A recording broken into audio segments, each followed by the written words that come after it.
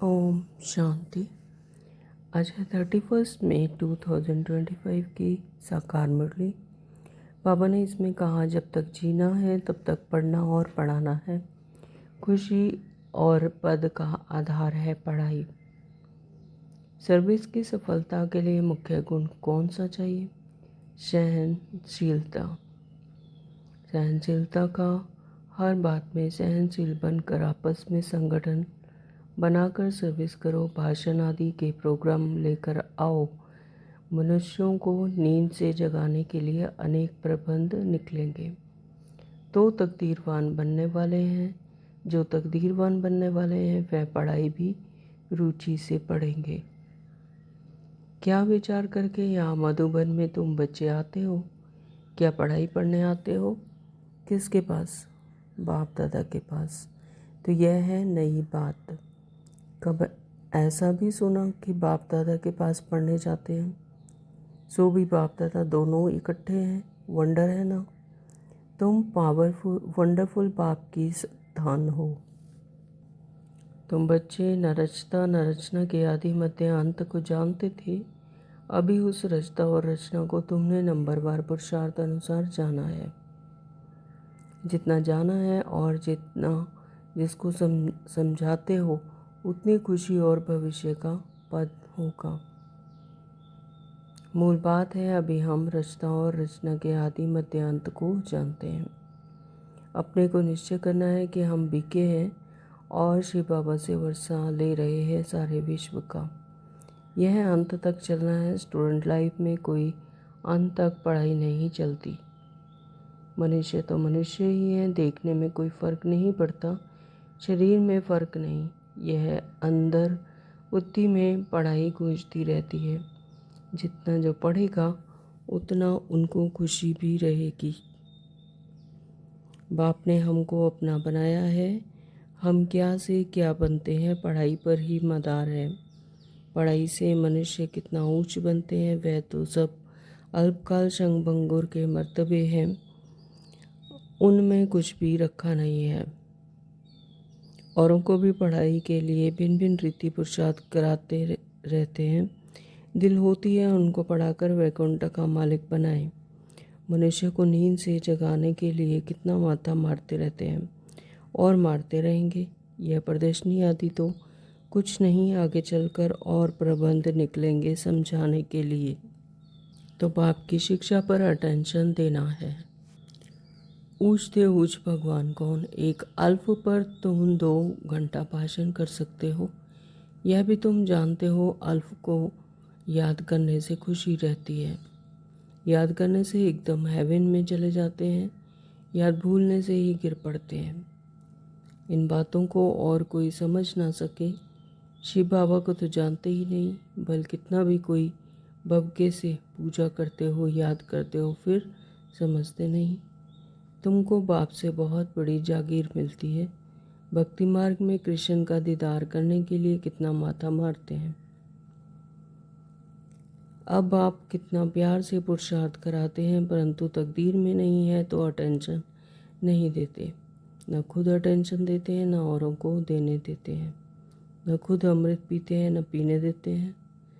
बहुतों की ऐसी एक्टिविटी चलती है, अगर पूरी रीति पढ़ते नहीं, रहमदिल नहीं बनते, किसका कल्याण नहीं करते, तो वह क्या पद पाएंगे? पढ़ने और पढ़ाने वाले कितना ऊंच पद पाते हैं। अब हम फिर से बाप के सामने बैठे हैं।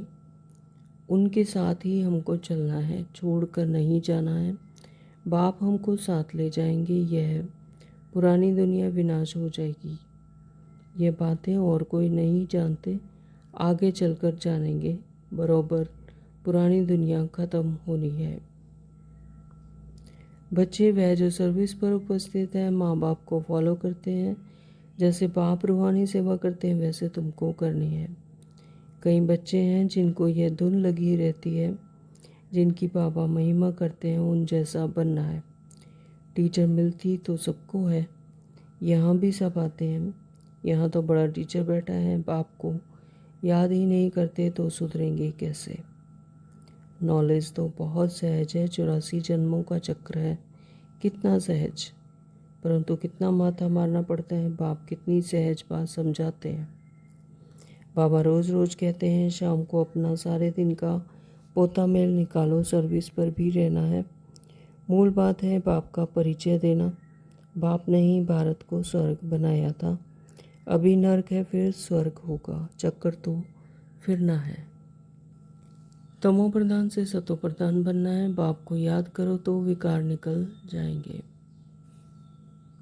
इन आँखों से जो तुम देखते हो वह फिर नहीं होगा। नई दुनिया में बिल्कुल ही थोड़े रहेंगे। यह ज्ञान तुम्हारी बुद्धि में है। ज्ञान का सागर बाप ही तुमको ज्ञान का वर्षा दे रहे हैं। तुम जानते हो सारी दुनिया में किचड़ा ही किचड़ा है। तुम भी किचड़े से मैले पड़े थे। बाबा किचड़े से निकाल कर अब कितना गुलगुल बना रहे हैं। हम यह शरीर छोड़ेंगे, आत्मा पवित्र हो जाएगी। हम तो सबको एक रस पढ़ाते हैं। बाबा कहते हैं पढ़ते नंबरवार हैं। कोई अच्छी रीति समझ कर समझाते हैं, औरों का भी जीवन हीरे जैसा बनाते हैं। कोई तो बनाते ही नहीं। उल्टा अहंकार कितना है।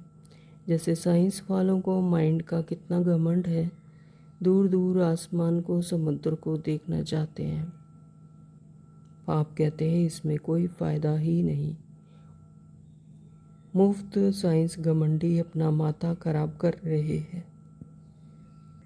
कोई आश्चर्य खाते हैं क्या ऐसे ही मकान बनेंगे? ज़रूर बाप दिखाते हैं तुम फिर ऐसे सोने के महल बनाएंगे। वहाँ तो सोना बहुत रहता है। अभी तक भी कोई कोई तरफ सोने की पहाड़ियाँ बहुत हैं, परंतु सोना निकाल नहीं सकते हैं। नई दुनिया में तो सोने की अथाह खानियाँ थी, वह ख़त्म हो गई। बाबा ने कहा भक्ति मार्ग में मुक्ति के लिए कितना माथा मारते हैं, परंतु अभी तुम समझते हो सिवाय बाप के कोई मुक्ति दे नहीं सकते, साथ ले जा नहीं सकते। सिर्फ बाप को याद करना है। सबको यही कहते रहो बाप को याद करो तो विक्रम विनाश होंगे। तुम स्वर्गवासी बने थे, फिर 84 का चक्कर लगाया। यह भी ड्रामा बना हुआ है। तुमको यह सृष्टि चक्र आकर समझाता हूँ। जो कल पहले थे वही बनेंगे। साक्षी होकर देखते रहेंगे और पुरुषार्थ भी कराते रहेंगे। सदा उमंग में रहने के लिए रोज एकांत में बैठकर अपने साथ बातें करो। रचना और रचना को जानना, यह है ज्ञान। वह शांति के लिए, वह सुख के लिए। सुख होता है धन से, और धन नहीं तो मनुष्य काम का नहीं।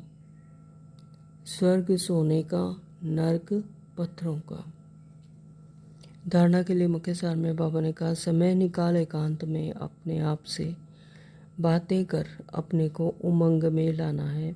आप समान बनाने की सेवा के साथ साथ साक्षी होकर हर एक के पार्ट को देखने का अभ्यास करना है। बाप को याद कर अपने आप को सुधारना है। अपने दिल से पूछना है कि मैं मैसेंजर बना हूँ, कितनों को आप समान बनाता हूँ। वरदान दिया बाबा ने श्रेष्ठ पुरुषार्थ द्वारा फाइनल रिजल्ट में फर्स्ट नंबर लेने वाले उड़ता पंछी भव। स्लोगन दिया वृत्ति द्वारा वायुमंडल को पावरफुल बनाना, यही लास्ट का पुरुषार्थ व सर्विस है। ओम शांति। तो शुरू करते हैं आज की साकार मुरली विस्तार से। बाबा कहते मीठे बच्चे, हाँ जी बाबा, जब तक जीना है तब तक पढ़ना और पढ़ाना है। न खुशी और पद का आधार है ही पढ़ाई। जब तक जीना है, यानी इस कॉस्ट्यूम में है, इस बॉडी कॉन्शियस, इसमें बॉडी में जब तक है तो यानी कर्मातीत नहीं बने, क्योंकि कर्मातीत बनेंगे तो फिर आत्मा इस कॉस्ट्यूम में रहेगी नहीं, है ना। तो इसलिए बाबा कहते हैं कि जब तक जीना है, यानी जब तक इस बॉडी में है तब तक पढ़ना है और पढ़ाना है।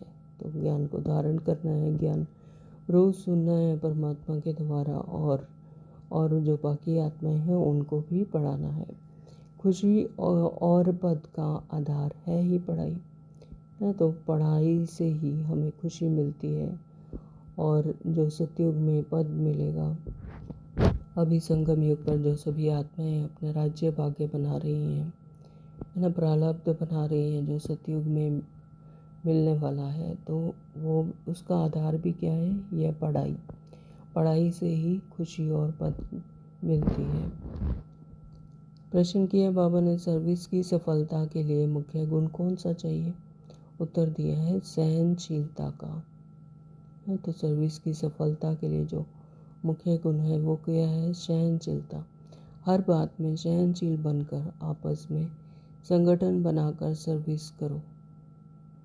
तो सहनशीलता एक ऐसा गुण है जिससे पूरा संगठन सर्विस कर सकता है।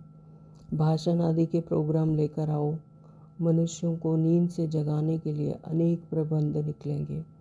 जो तकदीरवान बनने वाले हैं वह पढ़ाई भी रुचि से पढ़ेंगे। गीत दिया है बाबा ने, हमें उन राहों पर चलना है, गिरना और संभलना है, ऐसा गीत है। ओम शांति। ओम शांति बाबा। क्या विचार करके यहाँ मधुबन में तुम आते हो? क्या पढ़ाई पढ़ने आते हो? किसके पास? तो मधुबन में जो बच्चे जाते हैं भट्टी करने के लिए, बाबा मिलन करने के लिए, तो शिविर में जाते, बाबा कहते कि क्या करने आते हो? पढ़ाई पढ़ने आते हो या किसके पास आते हो? तो बाप दादा के पास आते हैं बाबा। यह है नई बात। कभी ऐसा सुना कि बाप दादा के पास पढ़ने जाते हैं? तो स्थूल दुनिया में कभी ऐसा सुना है कि बाप दादा के पास पढ़ाई करने के लिए जाते हैं? वहाँ तो टीचर के पास जाते हैं। लेकिन यहाँ पर बाप दादा यानी ब्रह्मा बाबा, उनके तन में शिव बाबा, सो भी बाप दादा दोनों इकट्ठे हैं, है ना। तो ये कितनी वंडरफुल पढ़ाई है कि यहाँ बाप दादा के पास पढ़ने के लिए आते हैं, और वो भी ये जो दोनों ही इकट्ठे हैं, बाप दादा। वंडर है ना, तुम वंडर बाप की संतान हो, है ना। तो ये वंडरफुल बात है कि हम वंडरफुल बाप की संतान हैं।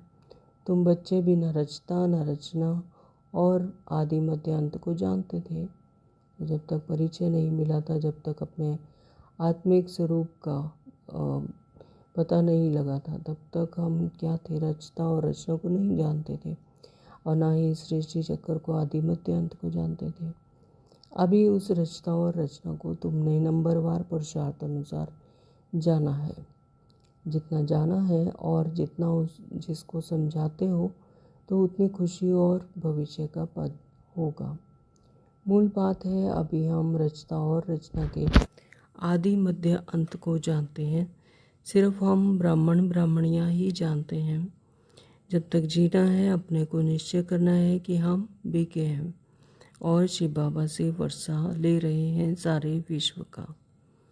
तो बाबा कहते हैं कि जब तक जीना है, यानी इस बॉडी में जब तक है, तो तब तक यह निश्चय करना है कि हम बीके हैं, ब्रह्मा कुमार ब्रह्मा कुमारियाँ हैं, और शिव बाबा से वर्षा ले रहे हैं और सारे विश्व का।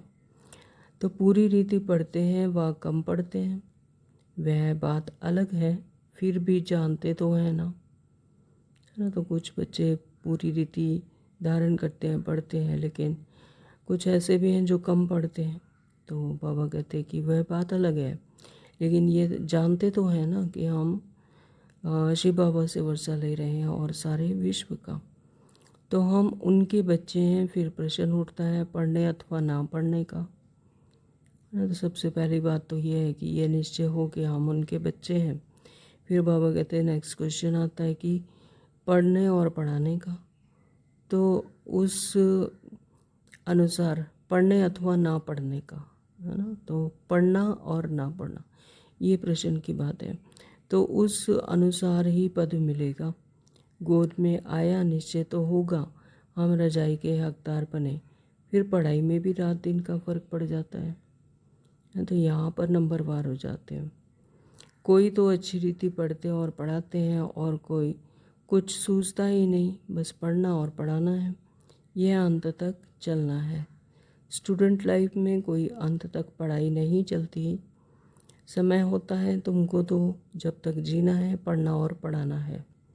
अपने से पूछना है कितनों को बाप रचयिता का परिचय देते हैं।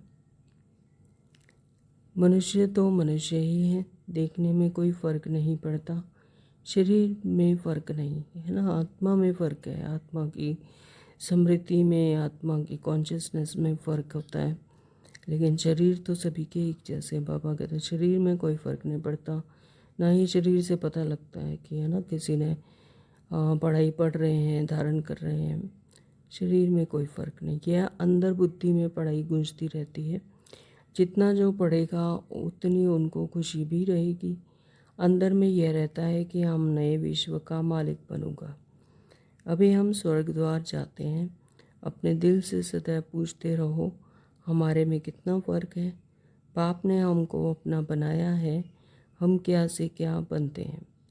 पढ़ाई पर ही मदार है, पढ़ाई से मनुष्य कितना ऊंच बनते हैं। वह तो सब अल्पकाल क्षण भंगुर के मर्तबे हैं, है ना। तो जो स्थूल पढ़ाई है तो बाबा कहते हैं उसमें भी मनुष्य कितना ऊंच बनते हैं, लेकिन वो क्या है, एक अल्पकाल का क्षण भंगुर है।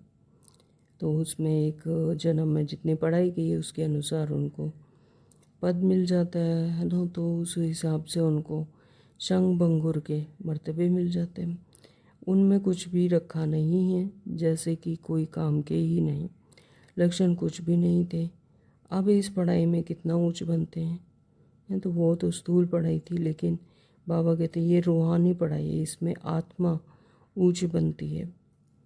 हाँ, आत्मा सतो प्रधान बनती है और फिर आत्मा ही राज्य भाग्य लेती है सतयुग में। तो सारा अटेंशन पढ़ाई पर देना है।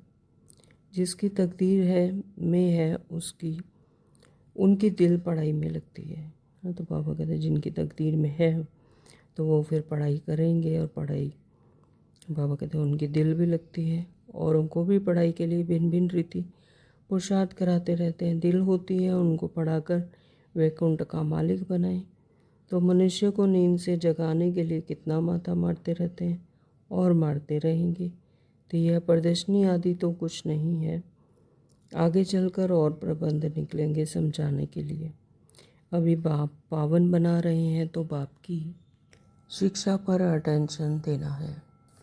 तो बाप की शिक्षा जो हमें रोज़ बाबा मुरली के द्वारा शिक्षा देते हैं, न्यू पॉइंट्स देते हैं, तो बाबा कहते हैं कि उन पर अटेंशन देना चाहिए, उसका मनन मंथन करना चाहिए। हर बात में सहनशील भी होना चाहिए। हाँ, तो पढ़ाई के लिए बाबा ने सबसे पहली बात कही कि सहनशील भी होना चाहिए। आपस में मिलकर संगठन कर भाषणों आदि के प्रोग्राम रखने चाहिए, है ना। तो उसी से जागृति आएगी। भाषण करने चाहिए, सभी संगठन मिलकर भाषण करेंगे, प्रोग्राम रखेंगे। तो एक अल्फ पर भी हम बहुत अच्छा समझा सकते हैं। ऊंचते ऊंच भगवान कौन। एक अल्फ पर तुम 2 घंटा भाषण कर सकते हो। तो बाबा बता रहे हैं कि एक अल्फ यानी परमात्मा, है ना। तो बाबा कहते हैं कि एक अल्फ पर तुम 2 घंटा भाषण कर सकते हो। यह भी तुम जानते हो कि अल्फ को याद करने से खुशी रहती है ना। परमात्मा को जितना जितना याद करेंगे तो उतनी खुशी रहती है। अगर बच्चों को याद की यात्रा में अटेंशन कम है तो अल्फ को याद नहीं करते हैं। तो बच्चे अगर याद की यात्रा में अटेंशन नहीं देते कि परमात्मा को हमें याद करना, इसमें ना 1 घंटा के बाद जो ट्रैफिक कंट्रोल होता है, तो रेगुलर बच्चे हैं वो तो जानते हैं।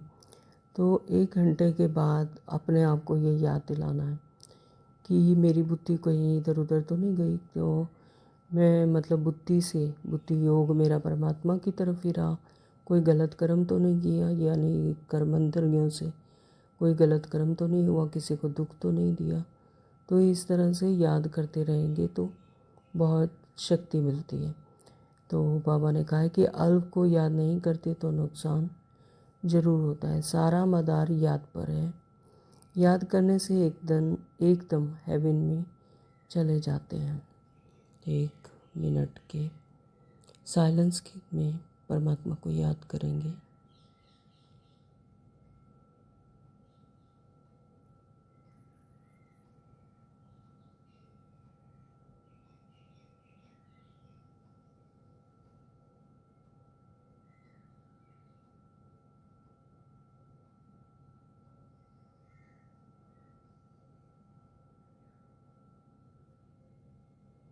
ओम शांति।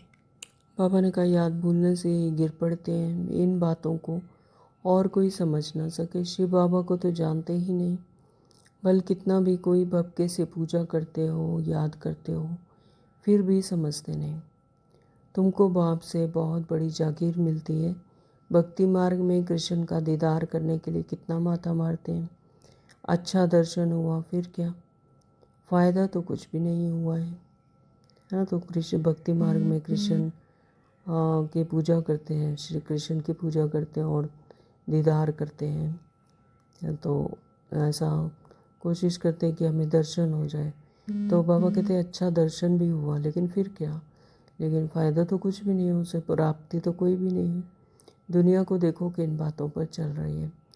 तुम जैसे कि गन्ने का रस शुगर पीते हो, है ना, मीठा पीते हैं, और जैसे कि गन्ने का रस पी रहे हैं, और बाकी सब मनुष्य छिलका चूसते हैं। तो बाबा उसका कंपैरिजन कर रहे हैं कि एक तो है शुगर को पीना, यानी ज्ञान को धारण करना, और एक है छिलके को चूसना, यानी कुछ भी प्राप्ति नहीं हो रही है। तो इसीलिए दर्शन करने में बाबा कहते हैं कि कोई फ़ायदा नहीं, वो ऐसा ही है जैसे कि गन्ने के छिलके को चूस लिया, है ना। तो मतलब उसमें उसको कुछ प्राप्ति नहीं हुई। तुम अभी शुगर पीकर पूरा पेट भर आधा कल्प सुख पाते हो, है ना। तो यानी ज्ञान को धारण कर, ज्ञान को अच्छी रीति याद, परमात्मा को याद करके, तो जैसे कि शुगर पूरा पीकर इस सृष्टि के आदि मध्य अंत को जानकर, उसका धारणाओं पे चलकर परमात्मा की जो याद करते हैं, जो प्रारब्ध बनाते हैं, आधा कल्प फिर बाबा कहते हैं सुख पाते हो। 21 जन्म तो बाबा ने ही बताए हैं, तो लेकिन आगे के जन्मों में भी सुख रहता है। तो बाबा कहते हैं कि आधा कल्प तो सुख पाते हो, बाकी सब भक्ति मार्ग के छिलके चूसते नीचे उतरते आते हैं। हाँ, तो भक्ति मार्ग में सिर्फ दर्शन दीदार करते हैं, लेकिन समझते कुछ नहीं, मनन मंथन कुछ नहीं, और ज्ञान को समझते नहीं अच्छी रीति। तो वो ऐसे ही है जैसे छिलके चूसते हैं, तो फिर बाबा कहते हैं नीचे गिरते आते हैं। अब आप कितना प्यार से पुरुषार्थ कराते हैं कि परंतु तकदीर में नहीं है तो अटेंशन नहीं देते, ना खुद अटेंशन देते हैं, ना औरों को देने देते हैं। तो ऐसे भी हैं बच्चे जो पुरुषार्थ ही नहीं करते, बाबा कहते तकदीर में नहीं है, अटेंशन नहीं देते, तो ना तो खुद अटेंशन देते हैं, ना औरों को देने देते हैं, ना खुद अमृत पीते हैं, ना पीने देते हैं। बहुतों की ऐसी एक्टिविटी चलती है। अगर पूरी रीति पढ़ते नहीं तो रहम दिल नहीं बनते, किसी का कल्याण नहीं करते तो वह क्या पद पाएंगे। पढ़ने और पढ़ाने वाले कितना ऊंच पद पाते हैं। हाँ, तो यहाँ पर बाबा की डायरेक्शन है, पढ़ना भी है और पढ़ाना भी है। तो बाबा कहते जो नहीं पढ़ते हैं और ना ही पढ़ाते हैं तो फिर वो ऊंच पद कैसे पाएंगे। पढ़ते नहीं है तो क्या पद होगा, वह भी आगे चलकर रिजल्ट का पता पड़ जाएगा। फिर समझेंगे बरोबर बाबा हमको कितना वार्निंग देते थे, यहाँ बैठे हो बुद्धि में रहना चाहिए। हम बेहद के बाप पास बैठे हैं, है ना। तो हम किसके पास बैठे हैं? स्वयं परम पिता परमात्मा के पास, जिन्हें हम 63 जन्मों से याद करते हैं कि हे पतित पावन आओ, हमें लिबरेट करो, हमें सुखों की दुनिया में ले जाओ। तो अब हम उस बेहद के बाप के पास बैठे हैं। तो वह हमको ऊपर से आकर इस शरीर द्वारा पढ़ाते हैं। तो निराकारी दुनिया से आकर बाबा हमें इस शरीर में आकर, क्योंकि हम शरीरधारी हैं और इन कर्मेंद्रियों से समझती हैं, तो बाबा इसीलिए शरीर धारण करके फिर बाबा कहते कि शरीर द्वारा हमें पढ़ाते हैं। कल्प पहले मुआफिक, तो ये हर कल्प होता है, ये कल्प कल्प की बाजी है। तो अब हम फिर से बाप के सामने बैठे हैं, उनके साथ ही हमको चलना है, छोड़ कर नहीं जाना है। बाप हमको साथ ले जाएंगे, है ना। तो जो बाबा के बच्चे बने हैं और बाबा की धारणाओं पे चलते हैं, जो श्रीमत पर चलते हैं, अच्छी रीति पढ़ाई करते हैं, रूहानी पढ़ाई, तो बाबा कहते फिर उनको साथ ले जाएंगे। यह पुरानी दुनिया विनाश हो जाएगी, यह बातें और कोई नहीं जानते, आगे चलकर जानेंगे बरोबर पुरानी दुनिया ख़त्म होनी है। मिल तो कुछ भी नहीं सकेगा, यह बातें और कोई नहीं जानते, टू लेट हो जाएंगे। हिसाब किताब चुकतू कर सबको वापस जाना है। तो इस बॉडी कॉन्शियसनेस में जो भी हिसाब किताब है, बाबा कहते हैं उनको चुकतू कर वापस जाना है। तो वो कैसे चुकतू होंगे? जब बुद्धि योग सदा ही परमात्मा के साथ लगा रहे। जितना जितना परमात्मा को याद करेंगे, बुद्धि योग परमात्मा से लगा रहेगा, तो उतना कर्मतीत अवस्था को पाएंगे। यानी हिसाब किताब जो है चुकतू कर सबको वापस जाना है। तो यह भी जो सेंसिबल बच्चे हैं वही जानते हैं। बच्चे वह जो सर्विस पर उपस्थित हैं, माँ बाप को फॉलो करते हैं। जैसे बाप रूहानी सेवा करते हैं वैसे तुमको करनी है। तो परमात्मा जैसे रूहानी सेवा करने के लिए बॉडी में ब्रह्मा बाबा के तन का आधार लिया, तो बाबा ने सेवा जैसे बाबा करते हैं वैसे ही तुम बच्चों को करने हैं। जो पिता का ऑक्यूपेशन वही बच्चों का। तो कई बच्चे हैं जिनको यह धुन लगी रहती है कि जिनकी बाबा महिमा करते हैं उन जैसा बनना है। टीचर मिलती तो सबको है, यहाँ भी सब आते हैं, यहाँ तो बड़ा टीचर बैठा है। बाबा कहते हैं कि सभी बच्चों को टीचर मिलता है, ऐसा नहीं है कि कोई बच्चे को टीचर नहीं मिलता। तो टीचर तो सबको मिलते हैं, है ना। तो यहाँ पर तो सबसे बड़ा टीचर परमात्मा पिता ही बैठे हैं। तो बाप को याद ही नहीं करते तो सुधरेंगे कैसे?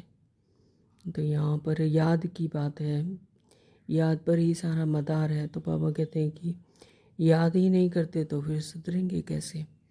कैसे पिछले विकर्मों को विनाश करेंगे और अपने संस्कारों का परिवर्तन करेंगे, है ना। वो सब किससे होगा? परमात्मा की याद से। तो नॉलेज तो बहुत सहज है, 84 जन्मों का चक्र है। कितना सहज है, तो बाबा कितना सहज कर नॉलेज देते हैं। तो ये क्या है? 84 जन्मों का चक्र है जो फिरता ही रहता है।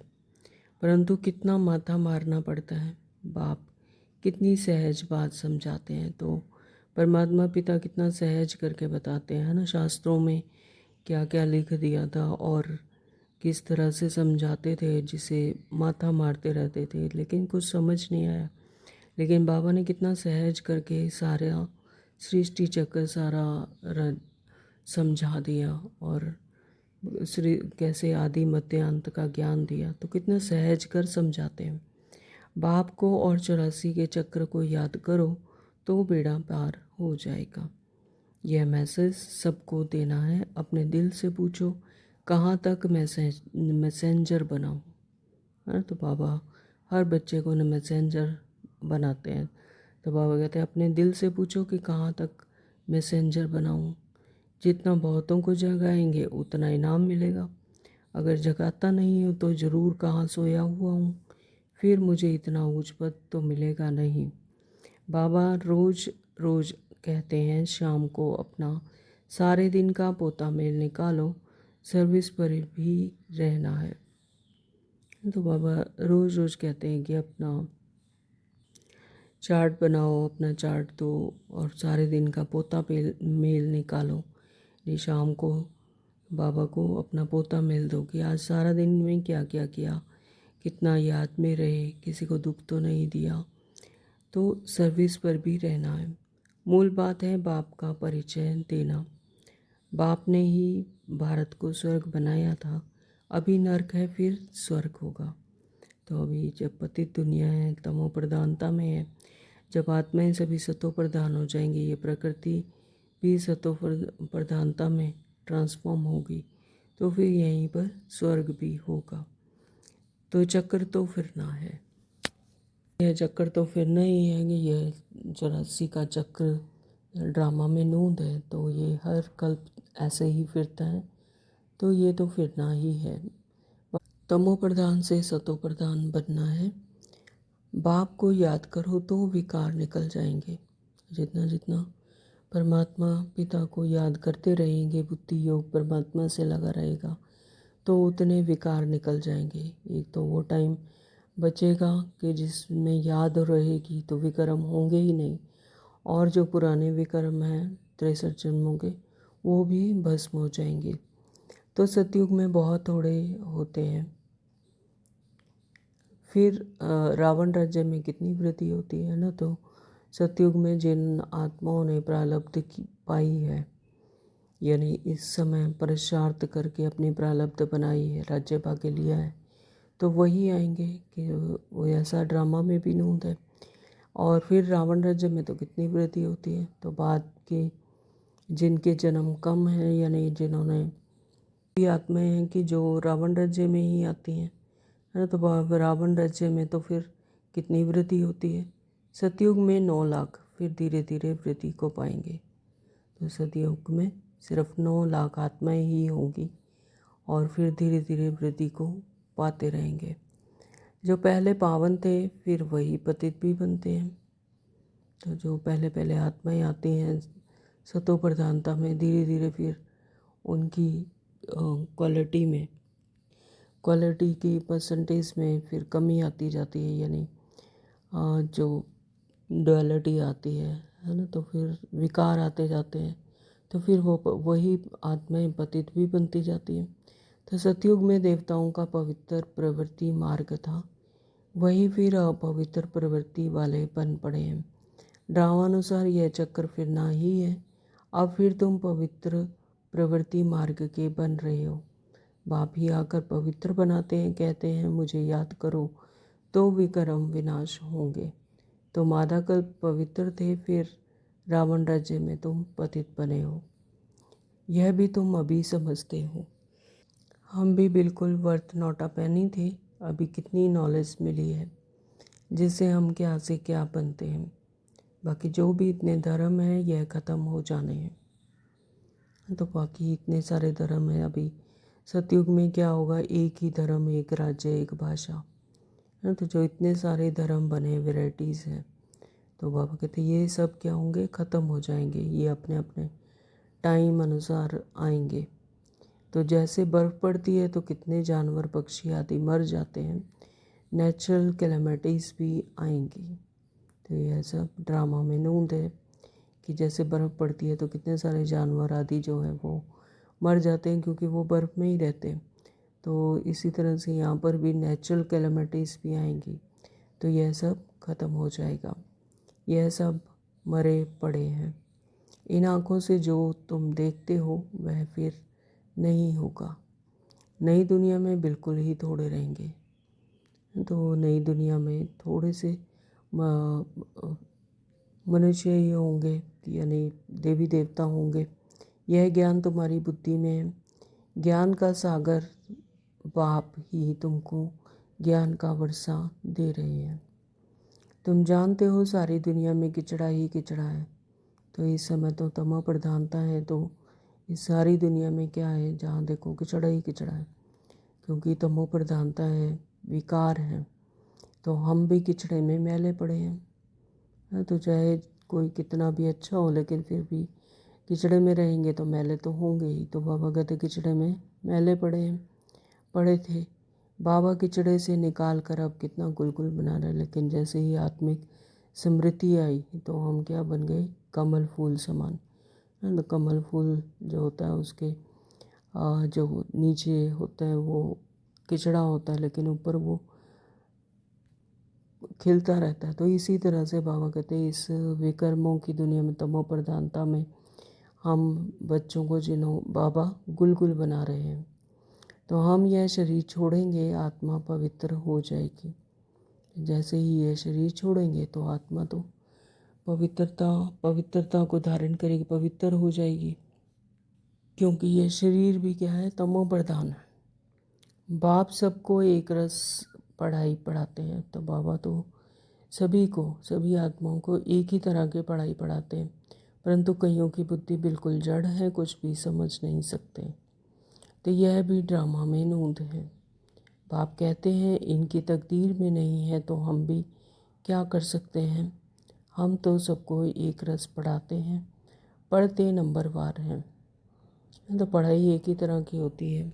स्थूल दुनिया में भी देखा है कि एक ही तरह की एक ही क्लास में पढ़ते हैं बच्चे, लेकिन सभी फिर जब पढ़ाई कर लेते हैं तो कोई अच्छा पद पाता है और कोई कम पाता है। तो वो पढ़ते नंबरवार है ना। तो वो पढ़ाई पर ही मदार है सारा, कि कौन कितना कितना पढ़ता है। कोई अच्छी रीति समझकर और समझाते हैं, औरों का भी जीवन हीरे जैसे बनाते हैं, कोई तो बनाते ही नहीं।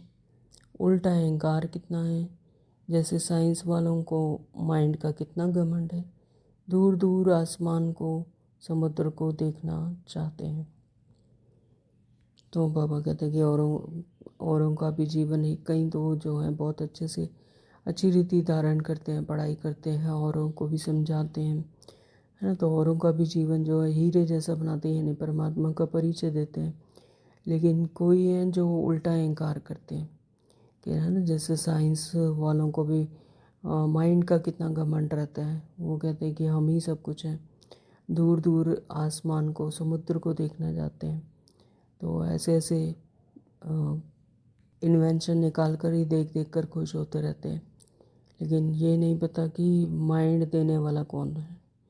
बाप कहते हैं इससे कोई फ़ायदा ही नहीं, वह मुफ्त साइंस घमंडी अपना माथा खराब कर रहे हैं, बड़ी बड़ी पगार उन्हों को मिलती है, सब वेस्ट करते रहते हैं। तो आज बाबा साइंस वालों को कह रहे हैं कि वो मुफ्त ही अपनी एनर्जी वेस्ट करते हैं, साइंस घमंडी अपना माथा खराब करते रहते हैं। ऐसे नहीं कि सोनी द्वारका कोई नीचे से निकल आएगी ना। तो बाबा अभी समझा रहे हैं कि ऐसे मान्यता थी कि द्वारिका जो है वो नीचे से निकल आएगी, लेकिन बाबा कहते हैं कि ऐसे कोई सोनी द्वारिका नीचे से निकल आएगी, ऐसा नहीं है। यह तो ड्रामा का चक्र है जो फिरता रहता है, फिर हम समय पर अपने महल जाकर बनाएंगे नई दुनिया में। तो पहले सतयुग में इसी तरह से सोने के महल बनाए थे और इस तरह से राज्य भाग्य लिया था। तो बाबा कहते फिर ऐसे ही जाकर महल बनाएंगे और नई दुनिया में कोई आश्रय खाते हैं, क्या ऐसे भी मकान फिर बनेंगे? ज़रूर बाप दिखाते हैं, तो फिर ऐसे सोने के महल बनाएंगे। वहाँ तो सोना बहुत रहता है, अभी तक भी कोई कोई तरफ सोने की पहाड़ियाँ बहुत हैं, परंतु सोना निकाल नहीं सकते हैं। नई दुनिया में तो सोने की अथाह खानियाँ थी, वह ख़त्म हो गई हैं। तो जितनी जितनी आत्मा सतो प्रधानता में आती है, तो उतनी ही ये प्रकृति भी उतनी ही सतो प्रधान बन जाती है। तो ये सोना लोहा ये सब क्या है, क्वालिटी है।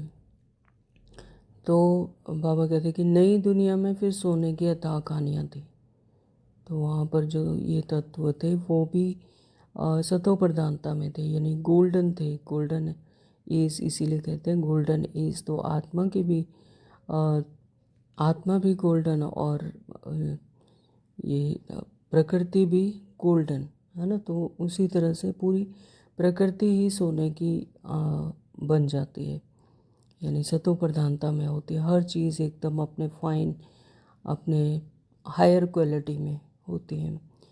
तो बाबा कहते हैं कि अभी हीरे का दाम भी देखो कितना है, आज इतना दाम कल पत्थर मिसल हो जाएगा, है ना। तो हीरे का दाम है तो क्या है, पत्थर ही है, लेकिन उसकी क्वालिटी है, इस वजह से उसका कितना दाम है इस समय पर, और उसकी भरमारता नहीं है यानी कमी है, इस वजह से उसका दाम बहुत है। लेकिन जब भरमारता होगी यानी गोल्डन एज में, तो फिर वो भी कल पत्थरों मिसल हो जाएगा। तो वहाँ पर तो है ही अथाह चीज़ से, सोना चांदी हीरे, तो वहाँ पर तो जब एक्सट्रीम लेवल पर होती है तो फिर वो पत्थरों मिसल हो जाएगा, यानी उसकी उतना दाम नहीं होगा जितना जैसे कि यहाँ पर है। तो बाप तुम बच्चों को बड़ी वंडरफुल बातें सुनाते हैं और साक्षात्कार भी कराते हैं। तुम बच्चों को अब बुद्धि में यही रहना है, बुद्धि में यही रहना है। हम आत्माओं को अपना घर छोड़े 5000 वर्ष हुए हैं, जिसको मुक्ति धाम कहते हैं। तो हम आत्माओं का घर क्या है, परम धाम है ना, मुक्ति धाम। तो उसको छोड़े हुए हमें कितना टाइम हो गया, 5000 वर्ष हो गए। तो भक्ति मार्ग में मुक्ति के लिए कितना माथा मारते हैं, परंतु अभी तुम समझते हो सिवाय बाप के कोई मुक्ति दे नहीं सकते, साथ ले नहीं जा सकते। अभी तुम बच्चों को की बुद्धि में नई दुनिया है, जानते हो यह चक्र फिरना है तुमको, और कोई बातों में जाना नहीं है, सिर्फ बाप को याद करना है। सबको यही कहते रहो, बाप को याद करो तो विक्रम विनाश होंगे। बाप ने तुमको स्वर्ग का मालिक बनाया था ना, तुम फिर शिव जयंती भी मनाते हो। कितना वर्ष हुआ? 5000 वर्ष की बात है। तुम स्वर्गवासी बने थे, फिर 84 का चक्र लगाया।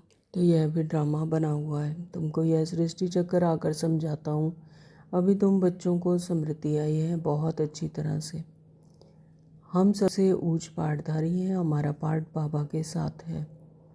हम बाबा की श्रीमत पर बाबा की याद में रहकर औरों को आप समान बनाते हैं। जो कल पहले थे वही बनेंगे। साक्षी होकर देखते रहेंगे और पुरुषार्थ भी कराते रहेंगे। सदा उमंग में रहने के लिए रोज एकांत में बैठकर अपने साथ बातें करो। न तो हर आत्मा की क्या है, ये अपनी सेल्फ जर्नी है, तो इसके लिए एकांत में बैठकर अपने साथ ही बातें करनी है और उमंग में रहना है कि परमात्मा हमें पुरुषार्थ कराते हैं, तो साक्षी होकर देखते रहना।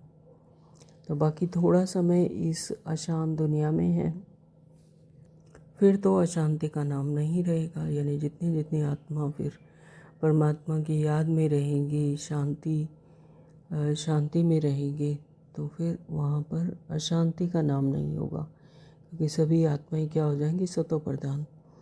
तो कोई मुझसे कह ना सके कि मन की शांति कैसे मिले।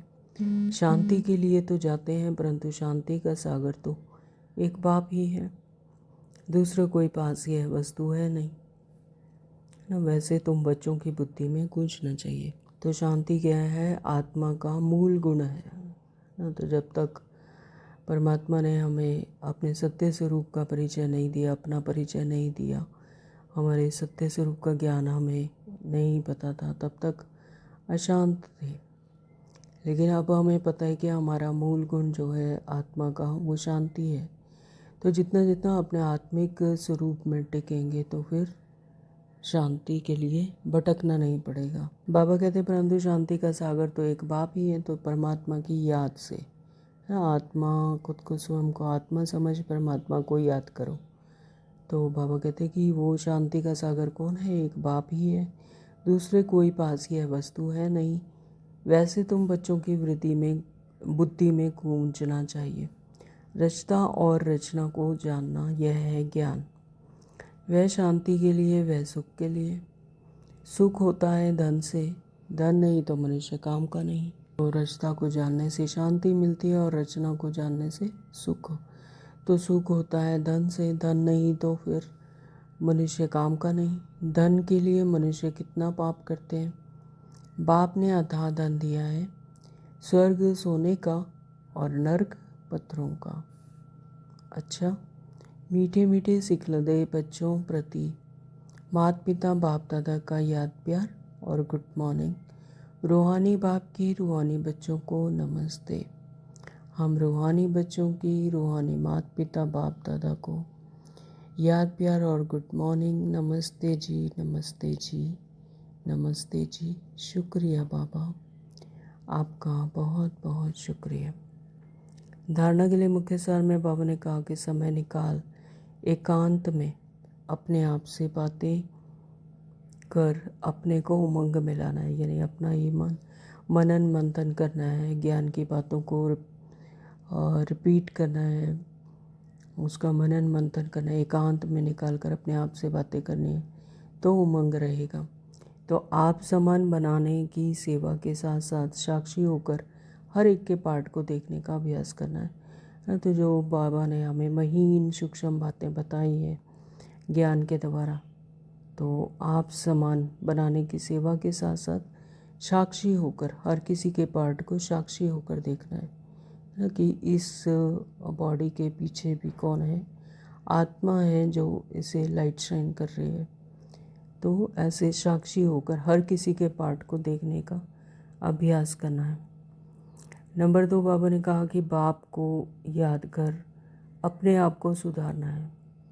तो परमात्मा को बुद्धि योग परमात्मा से लगी रहे और अपने आप को सुधारना है। अपने दिल से पूछना है कि मैं मैसेंजर बना हूँ, कितनों को आप समान बनाता हूँ ना। मैसेंजर बनना यानी अपने आत्मिक समृद्धि में रहना। जितना जितना आत्मिक समृद्धि में रहेंगे उतना फिर करण करावनहार आत्मा से वो सब करवा लेंगे, यानी मैसेंजर बनकर दूसरों को भी आप समान बनाते जाएंगे। वरदान दिया है बाबा ने, श्रेष्ठ पुरुषार्थ द्वारा फाइनल रिजल्ट में फर्स्ट नंबर लेने वाले उड़ता पंछी भव। श्रेष्ठ पुरुषार्थ, तो श्रेष्ठ पुरुषार्थ क्या है कि स्वयं को आत्मा समझ परमात्मा को याद करना। तो जितना जितना आत्मिक समृद्धि में रहेंगे तो फिर उतना ही फाइनल रिजल्ट में फर्स्ट नंबर लेने वाले उड़ता पंछी बन जाएंगे। बाबा क्या कहते हैं, फाइनल रिजल्ट में फर्स्ट नंबर लेने के लिए नंबर 1, दिल के अविनाशी वैराग्य द्वारा बीती हुई बातों को संस्कार रूपी बीज को जला दो। दिल का अविनाशी वैराग्य यानी बीती हुई बातों को, ये बॉडी कॉन्शियसनेस में, रोल कॉन्शियसनेस में आकर जो भी संस्कार रूपी बीज है, बीज से ही पूरा क्या झाड़ बनता है। जैसे एक मकड़ी होती है और मकड़ी जाल बुनती है तो जाल में ही फिर खुद ही फंस जाती है ना। तो इसी तरह से अगर मकड़ी जाल को ही खा ले, है ना, तो वो जो बातें हैं, संस्कार हैं, वो सब खत्म हो जाते हैं। तो इसी तरह से बाबा कहते हैं कि संस्कार रूपी बीज को ही जला दो। तो बीज, संस्कार रूपी अगर बीज को जला दिया तो वो पूरा झाड़ भी खत्म हो गई, यानी बीती बातें खत्म हो गई। तो इस तरह से दिल के अविनाशी वैराग्य द्वारा बीती हुई बातों को, संस्कार रूपी बीज को जला दो। नंबर 2, बाबा ने कहा कि अमृत वेले से रात तक ईश्वरीय नियमों और मर्यादाओं का सदा पालन करने का व्रत लो। तो जो बाबा ने हमें अमृत वेले से लेकर रात तक ईश्वरीय नियमों की बातें बताई है, मर्यादाएं बताई हैं, तो उनका बाबा कहते हैं कि सदा पालन करने का व्रत लो। और तीसरा बताया कि मनसा द्वारा, वाणी द्वारा या संबंध संपर्क द्वारा निरंतर महादानी बन, पुण्य आत्मा बन, दान पुण्य करते रहो। यानी मनसा वाचा कर्मणा जितना हो शुभकामना, शुभ भावना हर एक आत्मा को देते रहो, परमात्मा का संबंध जोड़ते रहो। तो ऐसे बनेंगे महादानी बन, पुण्य आत्मा बन, पुण्य दान पुण्य करते रहो। जब ऐसा श्रेष्ठ हाई जंप देने वाले पुरुषार्थी हों तब उड़ता पंछी बन फाइनल रिजल्ट में नंबर 1 बन सकेंगे। तो बाबा ने ये विधियाँ बताई हैं। स्लोगन दिया बाबा ने, वृत्ति द्वारा वायुमंडल को पावरफुल बनाना यही लास्ट का पुरुषार्थ व सर्विस है।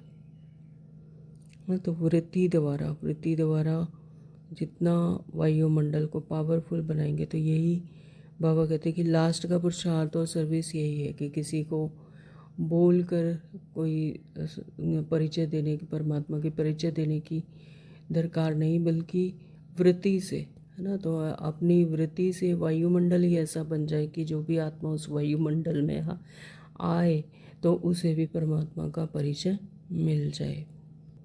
ओम शांति। आज के अव्यक्त इशारे हैं, रूहानी रॉयल्टी और प्योरिटी की पर्सनैलिटी धारण करो। विशेष आत्माओं व महान आत्माओं को देश की व विश्व की पर्सनैलिटी कहते हैं ना। विशेष आत्माओं को और महान आत्माओं को देश की व विश्व की पर्सनैलिटी कहते हैं। पवित्रता की पर्सनैलिटी अर्थात हर कर्म में महानता और विशेषता। रूहानी पर्सनैलिटी वाली आत्माएं अपनी एनर्जी, समय, संकल्प वेस्ट नहीं करवाते, तभी महान है।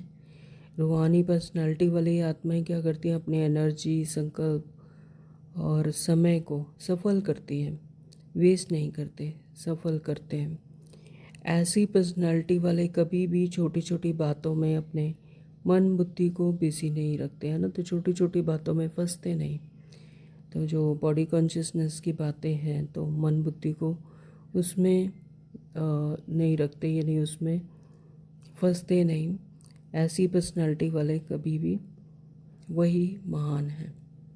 तो हम भी बाबा के बच्चे क्या हैं, विशेष आत्माएं हैं, महान आत्माएं हैं। तो हमें भी छोटी छोटी बातों में मन बुद्धि को बिजी नहीं रखना है, बल्कि अपने एनर्जी को, समय को और संकल्प को सफल करना है। मनसा वाचा कर्मणा हमेशा बुद्धि योग परमात्मा से लगा रहे, शुभकामनाएं देते रहें। तो अपना श्वास श्वास और एक एक सेकेंड अपना सफल करना है। ओम शांति। तो आज सारा दिन अपनी वृत्ति को इतना पावरफुल बनाना है कि वायुमंडल पावरफुल बने और जो भी आत्माएं उसमें आए तो वो भी, उन्हें भी परमात्मा का परिचय मिले, उन्हें भी परमात्मा की याद आए। ओम शांति। Thank you Baba.